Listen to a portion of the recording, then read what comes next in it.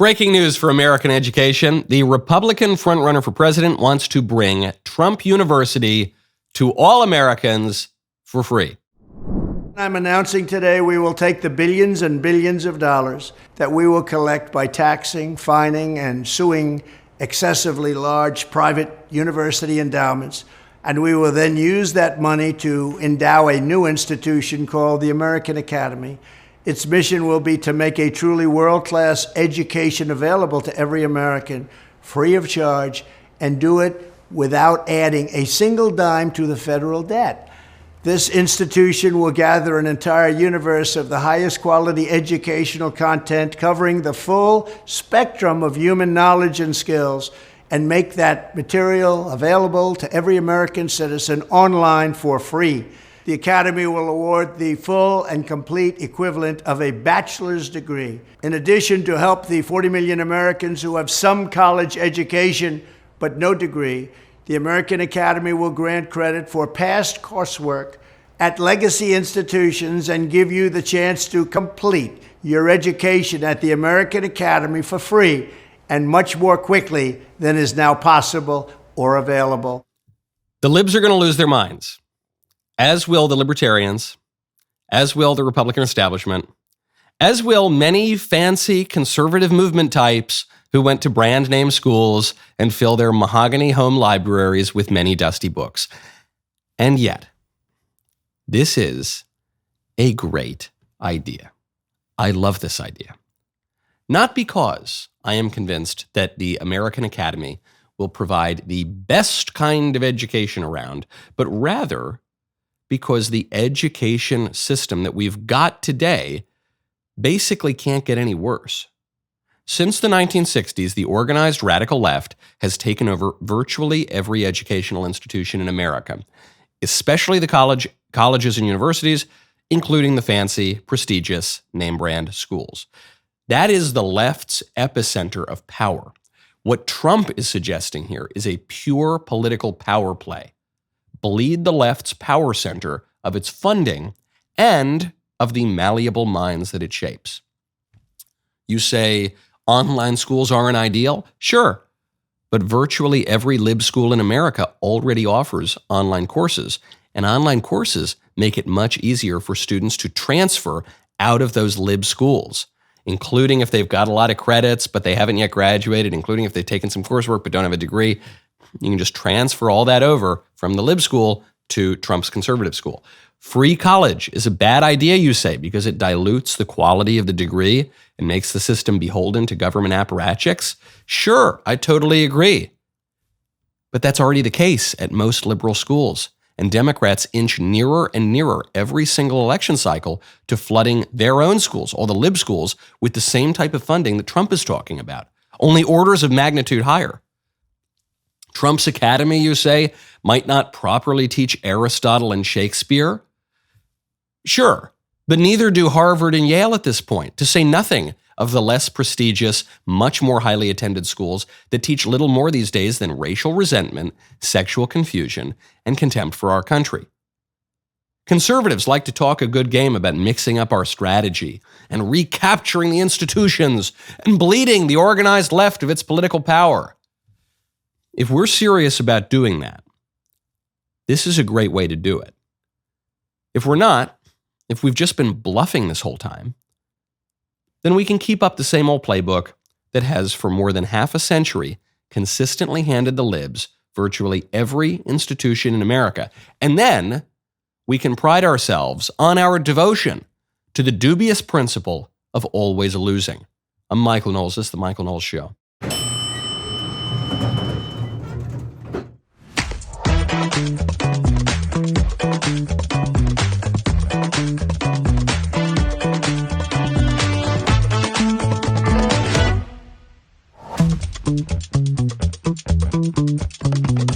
Welcome back to the show. Elon Musk, one of the big tech giants, seems to suggest that the 2020 election might have been a little bit sketchy.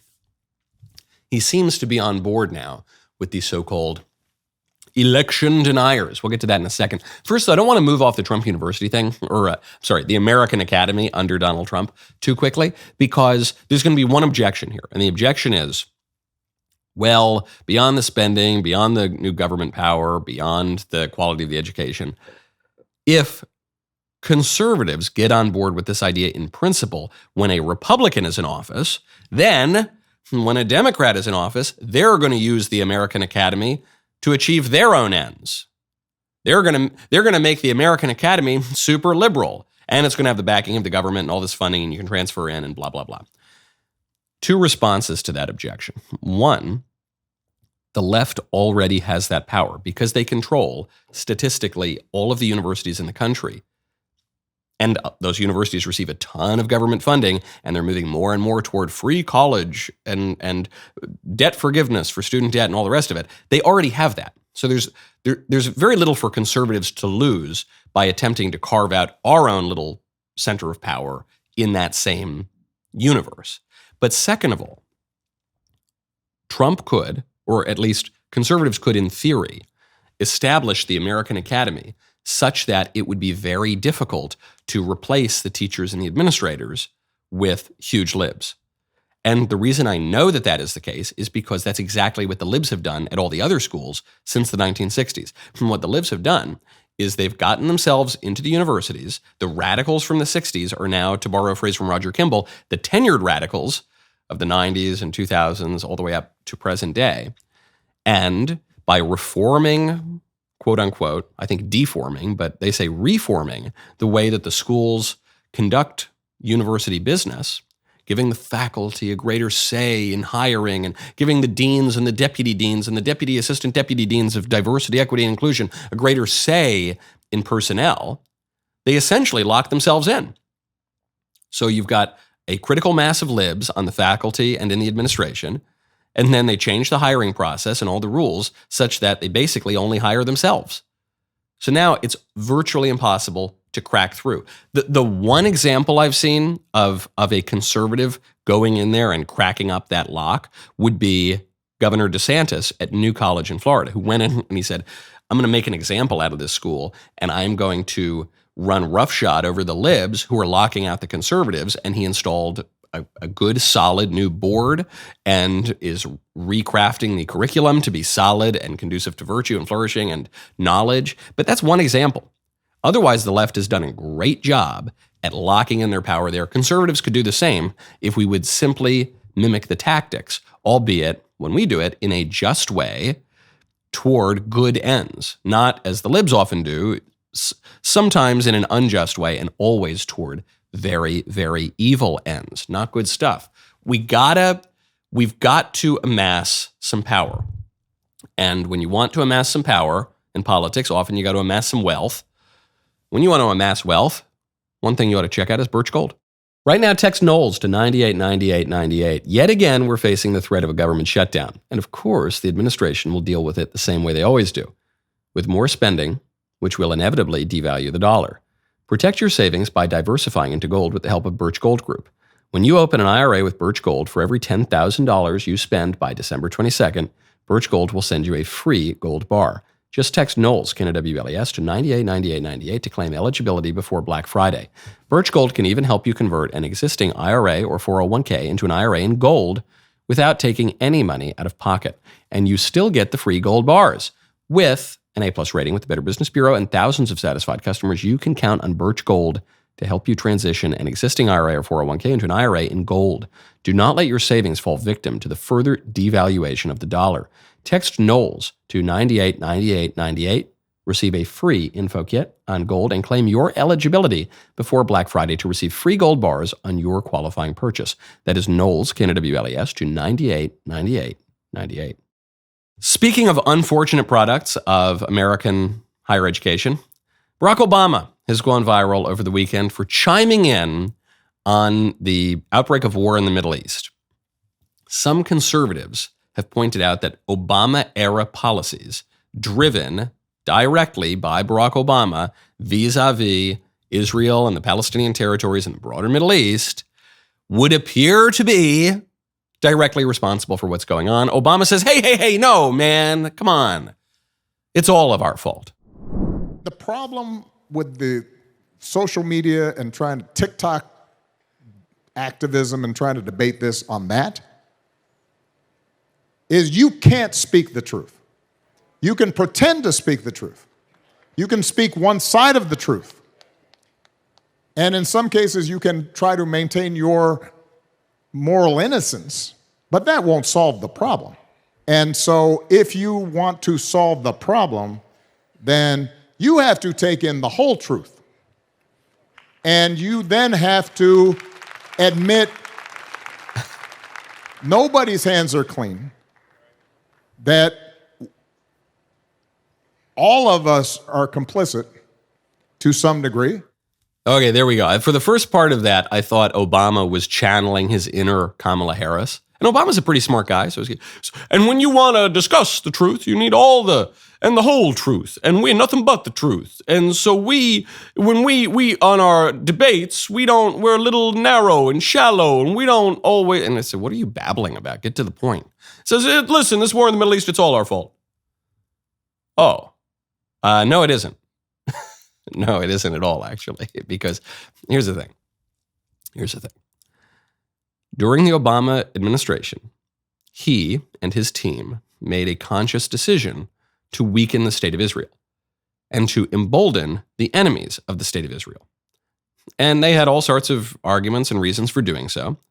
And in fact, we're seeing some of those arguments now in real time on Twitter and in the streets, and with the people waving the Palestine flag, making a ruckus in cities around the country and around the world, saying from the river to the sea, Palestine will be free, saying that they want to abolish the state of Israel. Obama never explicitly went that far, but he clearly undermined the state of Israel. In fact, he sent one of his top campaign advisors to go oust Bibi Netanyahu in Israel. And then he obsequiously bowed down at every turn to the leaders of Iran and gave them a bunch of money and didn't punish them for capturing our sailors, and it was a complete joke. No surprise, you saw some aggression during his administration. Then Trump comes in, and it's all good. And you see the Abraham Accords being signed, and you see relative peace in the Middle East. Who would have imagined Donald Trump, the reality TV show host, the real estate mogul, would bring peace to the Middle East? He did it. And then Biden comes in as Obama's third term, and what happens? You see the biggest outbreak of war in the Middle East in many decades. Well, we all bear some responsibility. I agree with Barack Obama that politics and territorial disputes and holy wars, wars of religion, are complicated. I agree with that. But when it comes to this war, this is directly attributable to the Obama policies. And it's just like any kid who ever gets caught doing anything bad. He just instantly says, well, listen, it's really complicated, actually. I think it's sort of isn't it kind of all of our fault when you really think about it? No, man, it's you. You did it. I got your hand in the cookie jar. Well, no, but when you really think about it, we all stole the cookies, didn't we? No. When you really think about it, not so. And you see the administration doing this today. Obama's third term, in the form of Joe Biden, is now sending out its spokesman, National Security Council spokesman John Kirby, to say definitively that Joe Biden would veto a funding bill for the state of Israel if they lose the Ukraine funding. The president would veto an only Israel bill. I think that we've made that clear. There you go. The one silver lining in, I think, a pretty dangerous policy here is that this would seem to undercut the argument that the Jews control everything. There's been this idea for a long time that the Jews control everything because the Jews have done very well in lots of industries that are very important all over the world. So you could sort of see why people might come to that conclusion. But if the Jews control everything, why can't they get funding from the United States for this war? Why, if the Jews control everything, why is it that the Biden administration is willing to gamble with the security of the state of Israel, potentially with the right of the state of Israel to exist? Netanyahu's saying this is a second war for independence, strictly so that they can pressure Republicans to support Ukraine war funding, which is immensely unpopular among a broad swath of Americans, including independents and Democrats. Wouldn't you if the Jews controlled everything, wouldn't you think they'd already just have passed that Israel-only bill and then they'd move on to Ukraine or whatever? But no, that's not what's going on here. Joe Biden, like Barack Obama, does not have a particularly strong defense of the state of Israel. And so he's willing to gamble a little bit and say, all right, Republicans, you want to cut out Taiwan funding, you want to cut out Ukraine funding especially. All right, well, then we're going to hold up the Israel funding bill. Because they know that Republicans are much more pro-Israel than the Democrats are. And for Democrats right now, Israel is a really losing issue. Because while the donors largely still support the state of Israel, the on-the-ground rank-and-file members of the Democrat Party are pro-Palestine liberation. They're the ones in the streets marching with the Palestine flags. They're the ones marching with BLM, which posts a picture on social media of a paraglider celebrating the Hamas terror attack on that concert festival. So politically, it's much wiser for Joe Biden to say, yeah, we're going to hold up the bill, and that way at least we'll maybe get some Ukraine funding, and that'll at least be somewhat popular among Democrats. Very dangerous game here, though, because as I've said from the beginning, the American interest here is to contain the war. The emboldening of Islamic terror groups like Hamas and Hezbollah, and Iran for that matter, that will not help to contain the war. That will only help the war to spread. If there is actually an existential threat to the state of Israel, and Israel, say, starts threatening to use nuclear weapons or something like that, that is not a way to contain the war. Contain the war does not just mean, hey, ceasefire, everybody stop. Contain the war means permit Israel to defend itself, to achieve what it needs to achieve, namely the ousting of Hamas, which is an unacceptable security threat for the state of Israel, and then contain any potential expansion of the war, which has already expanded continuously. But to just say, hey, we're going to hold up all funding and make this situation even more tense and less certain is a recipe for World War III, which is something that Joe Biden and his ideological predecessor, Barack Obama, have excelled at. That was the old joke after Obama got elected. Obama, the worst foreign policy president in my entire lifetime, who came out and said, I remember the argument. They said, if you vote for John McCain, you're going to get another war in the Middle East. This was the argument in 2008. And then what happened? I voted for John McCain and we got more wars in the Middle East and North Africa and elsewhere. Now, speaking of funding the war in the Middle East, here's one that's really going to make the libs' heads spin.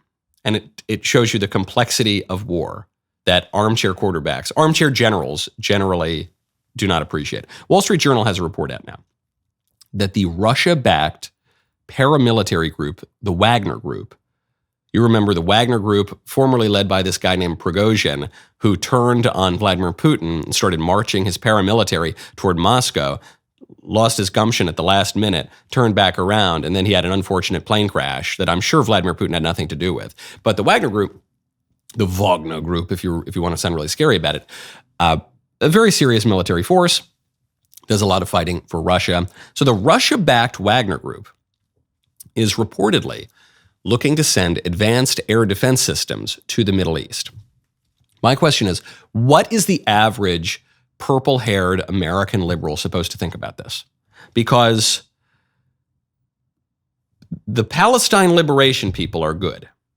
Depending on how radically left you are, if you're in Antifa or BLM, you will explicitly support Hamas and Hezbollah. So those guys are good because they're attacking the state of Israel. But those guys are now getting support from Russia, which is very bad because Ukraine is good and Russia is bad. Because Russia, they're the new Nazis, even though they're fighting Ukraine, which has incorporated elements of a neo-Nazi movement into its military. But that country is led by a Jew. And the Jews are now the Nazis, even though the Jews are the most prominent victims of the real Nazis who existed 70, 80 years ago. Oh, so we're pro-Wagner. Are the libs pro-Wagner now, or they're because they're pro-Hamas? Because I don't know. You know what it tells me? It tells me war is very, very complicated. And everyone who is trying to simplify the war down into a 5-second soundbite or a few bullet points on the back of a napkin, they are risking expanding the war, which is already extraordinarily complex. And then you know who's really risking danger to America in this war? The top brass at the Pentagon, who are holding up our military readiness because they want to push radical social policies. Doesn't look good. When you want to look good, though, you got to check out Genucel. Right now, go to Genucel.com/Knowles. If you can believe it, Thanksgiving is just 2 weeks away. Just in time for the holidays, Genucel is offering their best sale of the year. Right now, you can get 70% off Genucel's most popular package, which now includes Genucel 3, their newest under-eye treatment. Genucel 3 will have you looking years younger. It uses advanced technology to deliver complex vitamins and minerals directly to your face for instant hydration. Say goodbye to fine lines, crow's feet, under-eye bags, and dark spots. Genucel will have you looking and feeling your absolute best, guaranteed, or your money back. No questions asked. Our talent manager, Tessa, absolutely loves using the Genucel under-eye cream. You deserve to look and feel your best this holiday season. I also just love the founder of this company, a Coptic Christian from Egypt who left Egypt for the American dream. Go to Genucel.com/Knowles, Knowles, to get this incredible holiday discount for 70% off their most popular package, which includes the Genucel 3 and dark spot corrector. Get results in 12 hours or less. Immediate effects are free. Genucel.com/Knowles, 70% off plus free priority shipping. Genucel.com/Knowles. The Daily Wire has just launched Bentkey, our brand new kids entertainment platform. We are all obviously sick of Hollywood pushing their leftist propaganda on our kids, and now there's finally an answer for those of us looking for children's shows that we can trust. Bentkey is available to download right now and is dedicated to creating the next generation of timeless stories that transport kids into a world of adventure, imagination, and joy. I could have never imagined that DW was going to provide all of this to our members without increasing the price of an annual membership. In fact, I strongly believe that we ought to have charged everybody a lot more money because this is expensive content and it's unbelievably well done. And even in my wildest dreams, I knew it was going to be good stuff. I didn't realize how much would be included with the new Daily Wire Kids offering, Bentkey. This is the greatest value add that we have ever given. It's a $99 value that you get completely for free, which goes to show that we don't just talk about changing the culture, we put it into action. If you're already a Daily Wire Plus member, we already have Bentkey. Just download the app to start streaming now. If you are not a member, there's never been more value to joining than right now. You get all of the Daily Wire Plus content that you know and love, plus Bentkey at no additional cost. And speaking of the military, Ron DeSantis had something great come out over the weekend, which is he answered the call to defend Tommy Tuberville. Tommy Tuberville, the Republican senator who is holding up Joe Biden's military promotions because the Pentagon decided to push a radical pro-abortion policy. The Pentagon decided that they were going to take taxpayer dollars and pay service members to go to different states, to fly to different states, to kill their children through abortion because the Dobbs decision from the Supreme Court limited the constitutional license to abortion. So after Dobbs comes out, after Roe v. Wade is overruled, the Pentagon top brass, they say, hey, it's really, really important to be a fighting force. It is really, really important that we pay our service members to kill their own children. No matter how difficult it is, even if they have to fly across the country, we are going to pay our service members to kill their own children, which seems contrary to the purpose of the military. The purpose of the U.S. military is to protect us and kill our enemies. The purpose of the U.S. military is not to kill our own children. That would be, to my mind, the very opposite of the purpose of the U.S. military. So Tommy Tuberville heroically stands up and says, you're not getting your promotions. You're not getting more top brass out there at the Pentagon until you roll back this policy. We are still a government of the people, by the people, for the people. I am an elected representative of the people. We're not going to let you wacko far leftists who have infiltrated the U.S. military, the last conservative institution in America. We're not going to allow you to spend our money without any oversight to this evil, evil end. And a bunch of the squishes have turned against Tommy Tuberville, but Ron DeSantis just came out and defended him. Do you agree that Tommy Tuberville should lift the blockade on military promotions? Do you agree with Republicans in the Senate? Actually, I think that what the DOD is doing, I don't think they're following the law with respect to the abortion tourism. I don't think taxpayer money should be spent on that.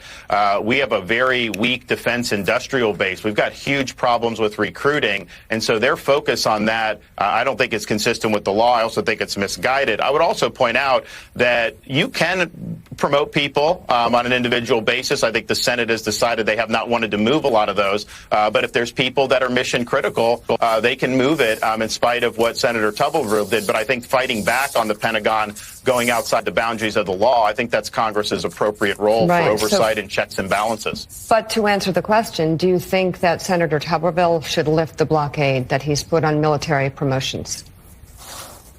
No, because I think that we're trying to force a change in Pentagon policy to conform them to the law, while at the same time he has allowed individuals to be appointed.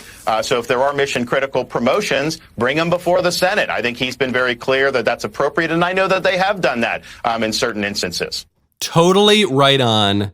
Finally, you're hearing a Republican in elected office, in this case, someone who's running for president, say the obvious. Tommy Tuberville is a hero. This is an excellent, excellent move by him. Very courageous. And the squishes who are standing on the sidelines, keeping their mouths shut, while the top brass at the Pentagon transforms our military into an American baby killing machine. Can you imagine?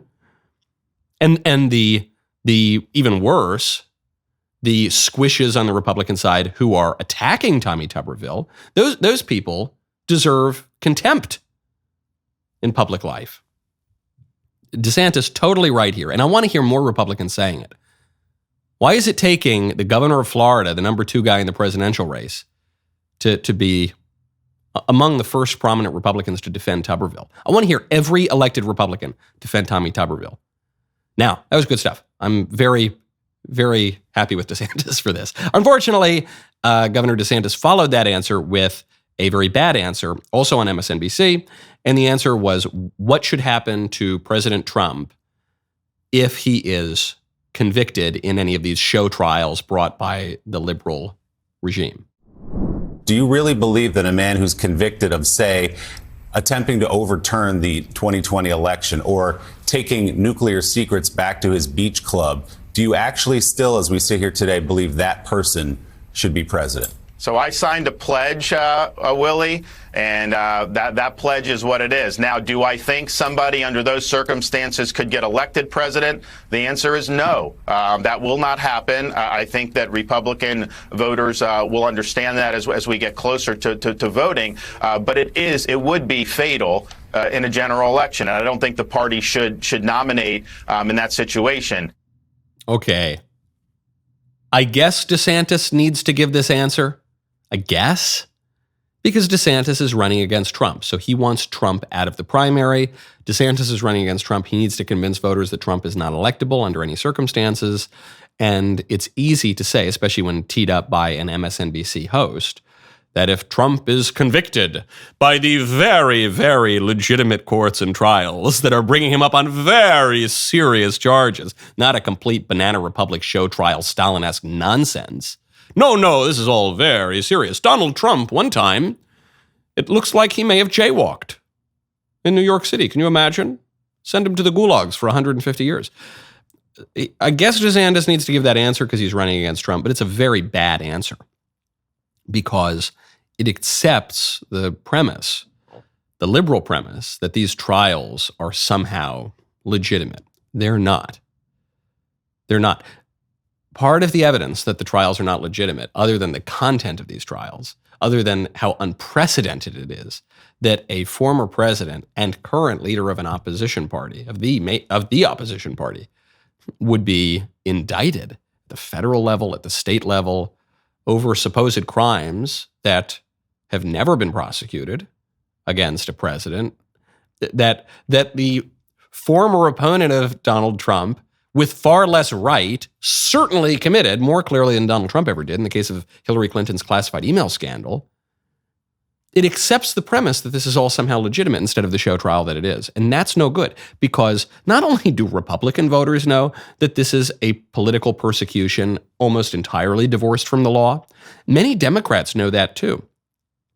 Polls of whether or not Donald Trump is being politically persecuted through these trials show a clear majority of Americans, that means including independents and Democrats, believe that it's a political persecution. So then you've got DeSantis, I guess necessarily from his standpoint, echoing left-wing talking points, pretty crucial left-wing talking points, even justifying implicitly the show trial of Donald Trump and the principle that a former president and current leader of the opposition party, so long as he's a Republican, could be prosecuted for this nonsense. Very, very bad. And it once again speaks to the impossible position DeSantis is in, which is that DeSantis's whole candidacy is premised on being Donald Trump 2.0, bigger, better, faster, stronger, more articulate, more focused, more this. You like the original, you're going to love the new version. That's the whole pitch. Even the way that the DeSantis campaign is speaking now, they're saying Donald Trump, he's not the man he was in 2016. That's the new talking point from the DeSantis campaign. And I guess it's the best one they've got, but that only doubles down on the notion that DeSantis is Trump 2.0. Yeah, we love Trump 2016, but I'm going to be the real Trump 2016. The current Donald Trump of 2023, 2024, he's lost a step. He's not what he promised us he would be. I'm the fulfillment of the Trump promise. Okay, well, if that's the case, you're going to turn off the moderates and the squishes and the establishment people in the GOP, but you're probably not going to pull enough Trump people over. So then you've got to go on over and sort of side with the squishes and the moderates and the establishment people, and you got to go on MSNBC and you got to make that case, and that's going to involve echoing some of the lib talking points that are totally going to turn off the Trump people. So you're left, even though you're seemingly the strongest candidate in the race because you've got all the Trump bona fides, but you're also more polished and clubbable, so you appeal a little bit more to the people who just simply don't like Trump's temperament and personality. You go from looking like the strongest guy in the race into a man without a home, into a man without a country, which is, I think, being reflected in the polls. And it's unfortunate because the guy's pretty solid, but he's just in, I think, an impossible situation. Now, speaking of election security and fraud, Elon Musk just tweeted out, he didn't tweet it, I guess he Z'd it out, he X'd it out, a video of a woman stuffing a 2020 outdoor mail-in ballot drop-off box. So you can see what are we here. Looking at here as we pull this up. Same basic thing. It looks like the same drop box. Everybody, look at all those people doing the right thing. So they're waiting to vote early, to vote in line, right? Cuts the line. So this is a maroon dress woman, or is this somebody else? Yeah, no, that's. Is that your mule? That's our that's mule. her. Look at that. So this is a mule. In front of everyone. Okay. Just Look at everybody cuts. sitting there watching like, what? So this What's is happening? right now as she opens it up. Can't figure out how to open up. You can hear, they won't it's fit. Charlie Right. Kirk's Felony voice. At what point? After the Right first there. Now it's a felony. So this is a felon. 3 felons at one drop box, everybody. I want you to think about that. One after the other. In broad daylight. I mean, now you could also get driver's, license plate info and stuff, right? one? Yes. So she, in broad daylight, while everyone else was watching, just violated Georgia law. Right. Yeah. And so Elon tweets this out and just says,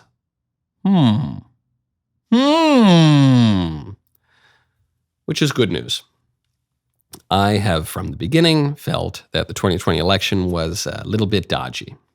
The moment I saw those numbers turn, coincident with the pipes bursting in Georgia and the election overseers being curiously shut out of some of the precincts and the whole process of counting being shut down for a few hours in the middle of the night and then going on for days and weeks, I thought, this election doesn't seem totally on the up and up.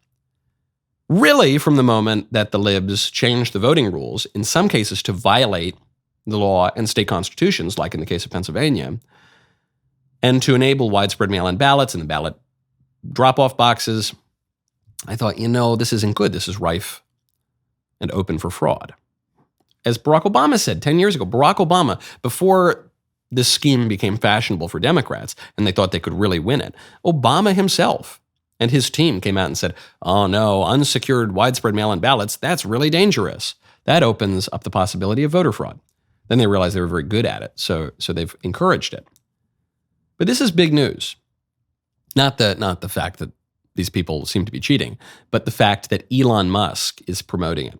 Because, don't forget, the way, if the 2020 election were rigged to the point that it were stolen, that you got that had it not been so rigged, Donald Trump would have won. Some people are saying, well, it was rigged, but Biden would have won anyway. Okay.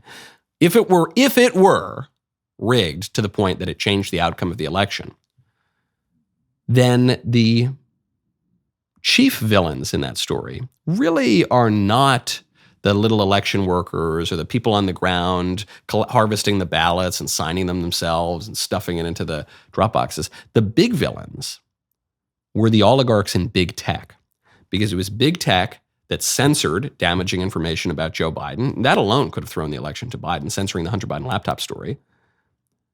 And it was big tech that funded this whole rigging. Don't forget, it was Mark Zuckerberg and big tech who funded the schemes and the organizations that were responsible for the widespread mail-in ballots and the drop boxes. In one case, putting the drop boxes illegally far away from the county clerk's offices. So big tech was complicit. And then the moment you raised any questions about the election, big tech shut you down, canceled your account, demonetized your show, did all sorts of things. I don't just mean to single out Zuckerberg. It was all of them. And now, finally, we have a conservative running one of the big tech platforms, the smallest one, but still a prominent one. Punches above its weight because a lot of journos and people with a big reach are on that platform, formerly known as Twitter, now known as X. So now, implausibly, totally unexpectedly, you've got the chief group responsible for rigging the election, as far as I'm concerned, big tech, has now been infiltrated by someone who is more amenable to conservative views and desires, and who is questioning the election, who is violating their chief prohibition in the days after the 2020 election. That's pretty good stuff. We need to make our elections bulletproof. And we need to make you bulletproof too, which is why you got to check out Bulletproof Everyone. Right now, go to bulletproofeveryone.com, promo code Knowles, Knowles. Bulletproof Everyone is a premier American body armor manufacturer and supplier designed and built for everyday wear. Their unique armor systems offer 25% more coverage than standard armor while maintaining flexibility and all-day wearability. Bulletproof Everyone's ultralight armor system is so light and thin, you might forget you're wearing it. Your safety and discretion are their top concern. Unless someone puts their hands on you, no one will have any clue that you're protected. With Bulletproof Everyone, you are not a walking billboard.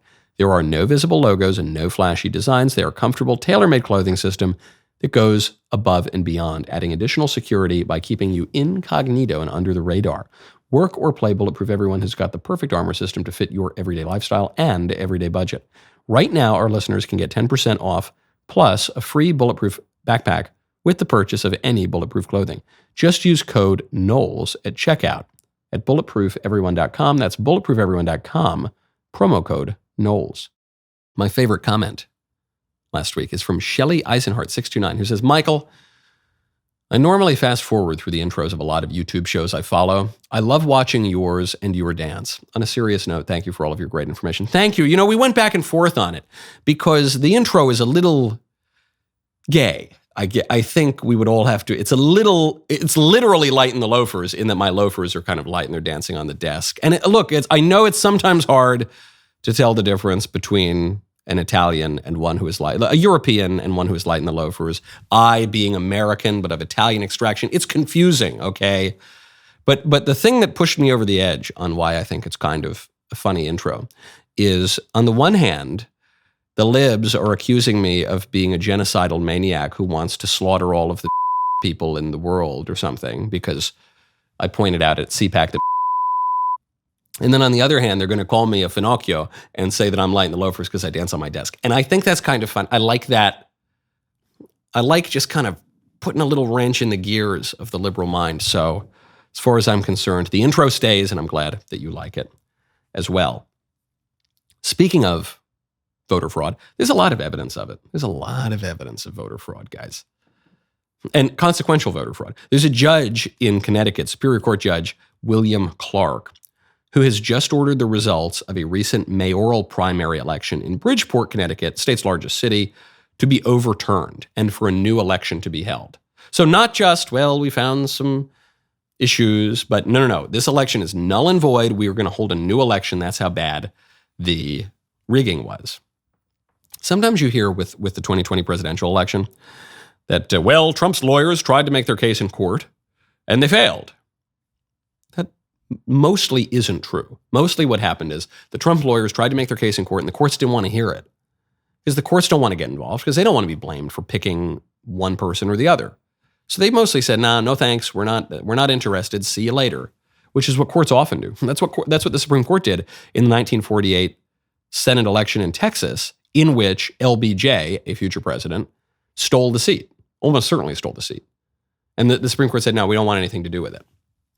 So we're talking about a mayoral election here in Bridgeport, Connecticut, where the stakes are relatively low. Consider the stakes for a presidential election. No one's going to want to touch that with a 10-foot pole. But here in this mayoral election, the judge came down and said that Bridgeport's incumbent mayor, Joe Ganim, won the election as a result of significant fraud. And what kind of fraud? You guessed it, fraud involving absentee ballots. The volume of evidence in this case, he writes, including many hundreds of hours of video surveillance disclosed and accepted into evidence, is perhaps unprecedented in the state of Connecticut in an election case. And you've got video after video after video, as some are seeing in the 2020 presidential election. This probably only happened in Bridgeport, Connecticut, right? This was probably inconsequential, right? It could, look, there's always fraud. This is what you hear from the people who excuse what very possibly occurred in 2020. Well, look, there's always fraud, but, it doesn't necessarily swing an election. Yeah, but sometimes it does. And to swing a presidential election, you don't need to swing 300 million votes. You just need to swing a handful of counties, which will swing a handful of districts, which will swing the whole election. And then you look and you see you've got certain bellwether counties that generally determine which way the election goes. And you say, hold on, in the 2020 election, 17 or 18 bellwether counties out of 19 went for Donald Trump. Only 1 or 2 went for Joe Biden. Does that make a lot of, I don't know. But because the fact, or the potential fact, because the hypothesis is so difficult to bear that an election really could have been rigged to the point of getting the wrong answer, a lot of people will just keep their heads down and say, no, it probably was okay. Now you're just sauntering into a political buzzsaw, because, you're not going to undo the 2020 election. There's not going to be a point where U.S. Marshals lead Joe Biden out of the Oval Office and they lead Donald Trump in and they say, sorry, sir. Yes, we now know for certain it was a stolen election. And anyway, you can undo all the Biden stuff. And hey, there's not going to be a war in the Middle East anymore. And Russia's not going to invade Ukraine anymore. And we're going to undo everything. That's not, of course. And the economy is going to be good again. Yeah, no, that's not going to happen. But if you don't acknowledge the very plausible scenario in which the 2020 election was rigged in a consequential way, then you're not going to do a lot to fix it before 2024. You're going to end up in the same spot. But the squishes are still irate over the mere suggestion that the 2020 election was rigged. Here is Ken Buck, a more liberal Republican, coming out and saying he's actually going to quit Congress because some people who question the 2020 election are now in positions of prominence and leadership. We continue to talk about and lie about the 2020 election as if it was stolen, as if Joe Biden wasn't the real winner of that election. We keep lying about January 6th and the prisoners from January 6th, the defendants who are not political prisoners, but rather committed crimes. They assaulted police officers. They damaged government property. And so I don't think we can have the credibility we need with the American public if we continue the lies that we're now telling. Good grief, man. They say that we won't get over this stuff. They say that we, who are a little skeptical of some of the rule changes in 2020, and they say that we won't get over it. We're living in the past. Talk about the pot calling the kettle black. Give it a rest, man. The election was obviously rigged, but even if you think it was perfect, even if you, Ken Buck, believe it was the most perfect election ever conducted and Joe Biden got 10 gazillion votes and he's the most popular president ever in America, contrary to all evidence available to us, that's the most important thing to you as a member of Congress? Not immigration, not the outbreak of war, not the economy, not helping struggling Americans, not this, that, or the other thing. No. The most important thing is that every single elected Republican hails the great leader Joe Biden and says that he was obviously totally elected without any questions? That's it? That's the most important thing to you? What a joke. No wonder the GOP is considered the junior partner in the liberal establishment, because so many people, the squishes, their role is to be the court jester in the kingdom of liberalism and to push back just enough that it seems like there's opposition, and then at the crucial moments to lay down and roll over. Pathetic. There's much more to get to. We'll have to get to it tomorrow because I'm going to Cornell today. I'm going to be up at Cornell. If you are in Ithaca, New York, I hear that Ithaca is gorgeous. Gorgeous. Do you get it? If you're around there, come on up. We will be discussing You, Me, and World War III tonight at Cornell. So I hope to see you in Ithaca. I'm not sure if tickets are still available, but in any case, just go on the YAF, Young American Foundation website, or just Google Michael Knowles Cornell. It should come up. See if you can get a ticket. The rest of the show continues now. You do not want to miss it. Become a member. Use code Knowles, KNWLES, at checkout for 2 months free on all annual plans.